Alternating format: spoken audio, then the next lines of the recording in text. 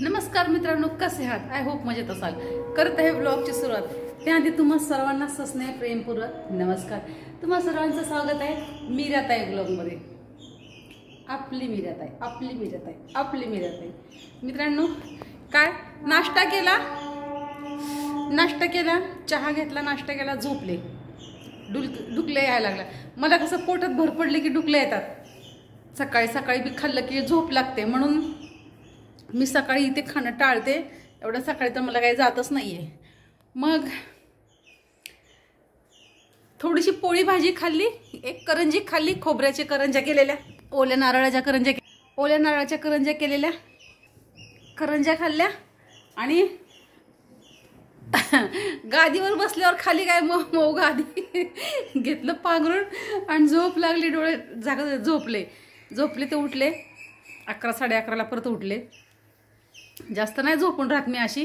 मला भरपूर झाले, अर्धा तास झोप भरपूर झाली. मी कधीच 2-3 तास, मला कळतच नाही मी 3 आणि 4 आणि 2 तास झोपले म्हणून. अजिबात नाही. रात्री झोपल तेच काय, तर सल्लग एवढं मी झोपू शकत नाही. तर उठले आणि माझे मोबाईल व्हिडिओ एडिट केले. 1-2 छोटे शॉर्ट व्हिडिओ मोबाईलवर जरासं काम केलं. माझ्या बहिणीशी बोलले. सातारला माझी बहीण आहे, आत्ते बहीण. तिच्याशी बऱ्याच वेळ गप्पा मारल्या. ती अशी भाऊक होते लगेच मी बोलले की. तिचं असं म्हणणे आहे की म्हणजे तिचा सांभाळ माझ्या वडिलांनी केलेला आहे. मामाने भरपूर तिचं लहानपणापासून सांभाळ केलेला. ही कथा खूप मोठी आहे की तिचा जन्म जेव्हा झालता ना, तेव्हा सगळे असे म्हणायचे, तिच्या इकडची लोक, म्हणजे तिचा जन्म झाला की माझ्या आत्याचं फार सिरियस झाली, फार तब्येत खराब, तिला काय बरंच वाटत नव्हतं असं.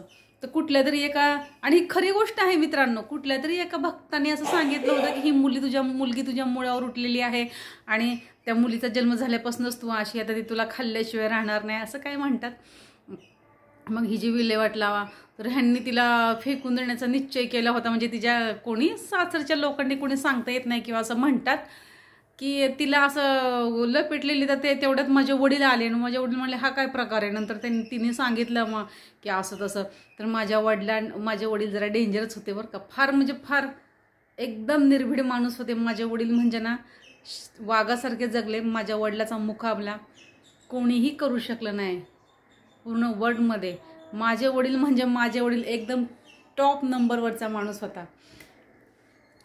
तर माझ्या वडिलांनी सांगितलं हे काय करताय तुम्ही, असं तिने सगळं सांगितलं, बाबा हे असं तसं झालं. तर माझ्या वडिलांनी जो शिवायचा सपाटा घातला, कारण ते सातारची भाषा म्हटलं की तुम्ही समजून जा की एक पण माणूस पुढे थांबला नाही. बहिणीलाही सोडलं नाही माझ्या वडिलांनी. ते बाळ घेतलं लपटलेलं असं आणि घरी घेऊन गेले. नशीब त्याच वेळेला माझे वडील का पोहोचू नये, आणि ते छोटंसं असं इवलंसं बाळ ते घरी घेऊन गेले. आणि घरी मग माझ्या आजीनी त्या बाळाचा सांभाळ केला. माझ्या वडिलांनी तिला कुठून दूध आणायचे, गाईचं पचतंय, म्हशीचं पचन, ते दूध आणलं, दूध पाजायचं, सगळं संगोपन माझ्या आजीने केलं. माझ्या आजीला ती आईच म्हणायची. आणि माझे वडिलांपेक्षा लहान बहिणी होत्या ना, माझे वडील आणि माझी आजी त्यांच्या मुलीला नावाने हाक मारायची.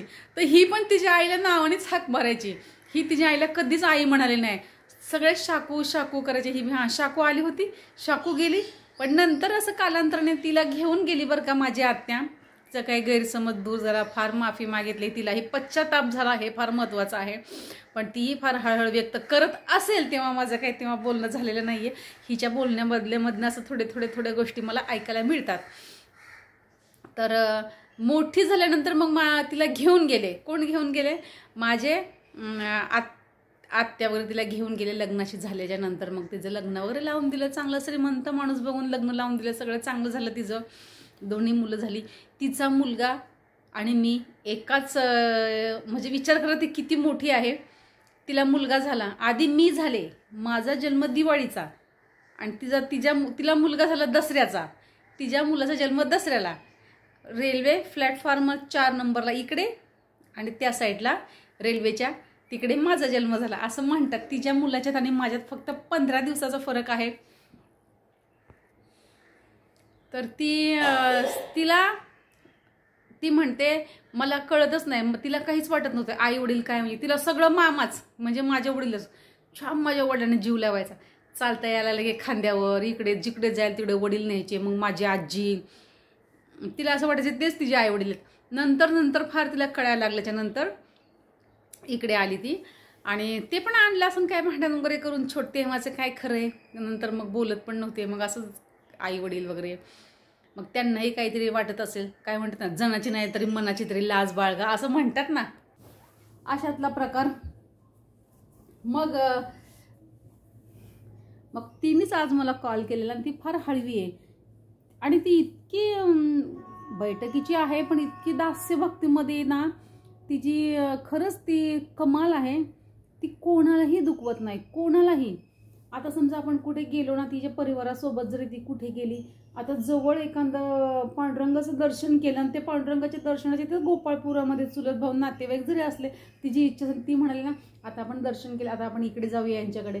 समजा घरच्यांनी कोणी म्हटलं ना, नको आता उशीर झाला, आपण पुन्हा बघूया, तर ती काहीच बोलत नाही त्यांच्याबरोबर. इतकी गरीब आहे ना, तिला मी इतकी बोलते ना, तिला आता मी म्हटलं ठीक आहे, तुझ्या नशिबात आहे तोपर्यंत नवऱ्याची सेवा करून घे, तुला नंतर मीच बघणार आहे म्हटलं तुला. आणि मी जर माझ्याकडे, तिला खरंच मी तुम्हाला ग्वाही देते, तिला मी माझ्याकडे आणणार आहे, मीच तिचा सांभाळ करेन बरं का.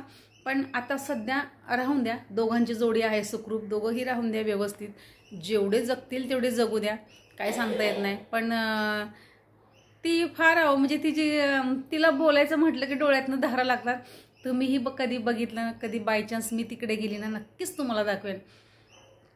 अशा ह्या कलियुगामध्ये एवढी आज्ञाकारी स्त्री क्वचितच कुठेतरी असेल.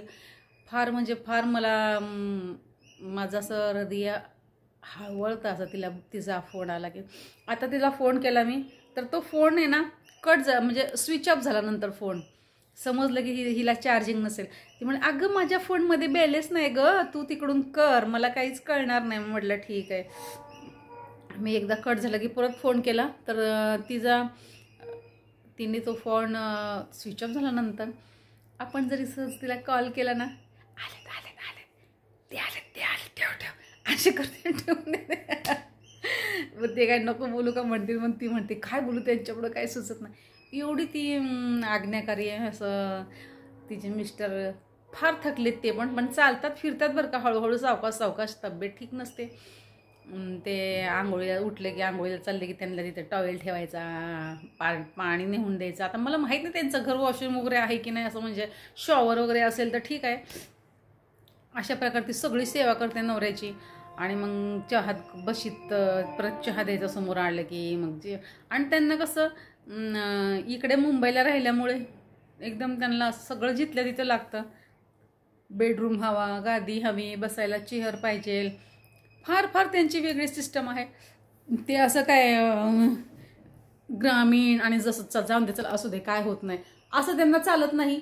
आपल्याला चालतं, जाऊन दे काय होतं त्याला, आपण खाऊ की, काय होतं त्याला, आपण बसू खाली. त्यांना असं चालत नाही, तिच्या मिस्टरांना चालत नाही आहे.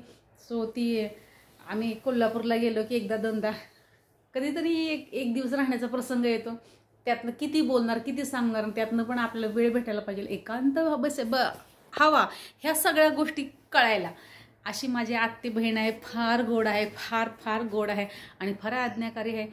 तिला तुम्ही पाहिलं की खरंच तुम्हालाही छान वाटेल. तोंडातनं शब्द तिच्या निघतात ते मोजकेच निघतात, तोला मुलाचे निघतात, सोन्यापेक्षाही महाग असतात. अशी माझी आत्ते बहीण आहे. आणि आज तिच्याशी मी बोलले तर माझ्या डोळ्यापुढची ती हटत नाही आहे. आणि आम्ही कोल्हापूरला तिच्या भावाच्या मुलाच्या लग्नामध्ये आणि माझ्या आत्ते भावाच्या मुलाच्या लग्नामध्ये एकच आम्ही वेळ घालवले आहे. तर आता फोन आलेला, म्हटली मुलगी झाली आहे तर कधी जाणार आहे. मला कालही त्यांचा फोन आलेला माझ्या आत्ते भावाचा, आज मी तिला फोन केला, मीच तिला करते, मला आठवण झाली की. आणि माझं कसं असतं, मी आता फोन करेल, एवढं झालं की करते, तेवढं काम झालं की मग तो राहून जातो. मग मी काय केलं, आठवण आली ना सगळं कामं सोडायची, पहिले फोनवरच बोलते मी. आज बोलले, मला 2-2, 4-4 महिने माझंही तिच्याशी बोलणं होत नाही आहे. ती म्हणाली मग मुलगी झाली कधी येणार. मी म्हटलं जाऊया नाव ठेवायला, असं कारण सांगितलं. मग आता आम्ही नाव ठेवायला जाऊ, आम्ही तिकडे जाऊ. सांगता येत नाही किती महिने लागतील, पण तेव्हाच मी तुम्हाला तिला दाखवेल आणि तिच्यासमोर बोलेन आणि तुम्हालाही ती आवडल्याशिवाय राहणार नाही. अशी ती माझ्या वडिलांनी आणि माझ्या आजीने तिचा सांभाळ केलेला आणि तिथेच ती राहिलेली. एवढ्या आज्ञाकारी मुलगी होती, लहानपणापासून सभ्य आहे. आणि तिला बोलल्यास तर माझ्याही भावना थोड्या अनावर झाल्या. तिच्या तर नेहमीच होतात. ती मला म्हणते, तुझ्यामध्ये मला मामा दिसतो. म्हणजे माझे वडिलांचे जे गुण आहेत, जे आहे भाषेत, तिला माझ्यामध्ये दिसत आहेत. आणि मला म्हणते, तुझ्यामध्ये ना मला माझा मामा आणि मला माझी आई दिसते. तिच्या लाईफमध्ये सगळ्यात महत्त्वाचं माझा मामा म्हणजे माझे वडील होते. बालपणीची सगळ्यात महत्त्वाची आणि जवळची व्यक्ती म्हणजे तिचा मामा म्हणजे माझे वडील. आणि त्याच्यानंतर तरुणपणात थोडंसं झाली की तिची काळजी घेणारी आईच असते, प्रत्येकाची असते. असं ती म्हणते, दोन्ही मला तुझ्यामध्ये दिसतात. आणि तिच्या भावाचं सुद्धा असंच म्हणणे, कधी कधी तेही नर्वस होतात ना, मग मला फोन करतात. मग मी त्यांच्याशी अशी गप्पा मारते, असं नका दाजी, तसं नका, हे असं झालं तसं झालं, घाबरू नका तुम्ही, असं काय असेल तर मला सांगा, मी काही करेन, पण एका दिवसात तुमच्याकडे येईन, असं मीही त्यांना सांगते. आणि खरं मी जाऊ शकते, असं काही नाही, माझं एवढं काही नाही आहे. माझ्या माणसांना त्रास झाला ना, तिथं मी नक्कीच पोचणार, मग तो कोणीही असो त्रास देणारा. मग मला म्हणतात की अरे तू मला कधी कधी वाटतं असं का तू मामाच बोलतोय, तू नाहीच आहे. आणि खरंच तुझे सगळे गुण मामासारखेच आहेत, ते बोलणं देत असलं असं त्यांना वाटतं. तर तुम्हीही माझी आज मला माहीत नाही कॅमेऱ्यासमोर कशा माझ्या भावना मी तुम्हाला व्यक्त केल्या. असंच असं काही ठरवून नसतं की मी तुम्हाला हे सांगणार ते सांगणार. आता मी कॅमेरा ओपन केला, तुमच्याशी बोलते, तर मला लगेच तिची आठवण झाली की मी लगेच ते तुमच्या पुढे मांडले आहे. आणि तुम्हीही माझ्या लाईफचा एक हिस्सा आहात, माझ्या सुखदुःखामध्ये तुम्ही सामील आहात. तर तुमच्याशी मी हे सगळं बोलणं जाईज आहे भाई. तर मित्रांनो, स्किप न करता व्हिडिओ पाहतायत, त्यामुळे तुमच्या मनपूर्वक धन्यवाद. मी मीराताई तुमची रजा घेते, इथेच थांबते. पुन्हा रुजू होणार आहे नव्याने उद्याच्या व्हिडिओमध्ये. तोपर्यंत काळजी घ्या स्वतःची आणि इतरांची. धन्यवाद मित्रांनो, बाय बाय.